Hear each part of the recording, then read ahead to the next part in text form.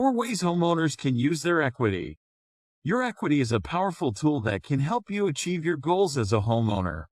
And chances are, your equity grew substantially over the past year. If you're looking for the best ways to use your growing equity, here are 4 options. 1. Use your equity to buy a home that fits your needs. Consider using your equity to power a move into a home that fits your changing lifestyle. 2. Move to the location of your dreams. Your home equity can fuel your move to the location where you really want to live. 3. Start a new business. Leveraging your equity to start a business that you're passionate about can potentially grow your nest egg further. 4. Fund an education. You can make an investment in someone's future by using a portion of your growing equity, which can help with those costs.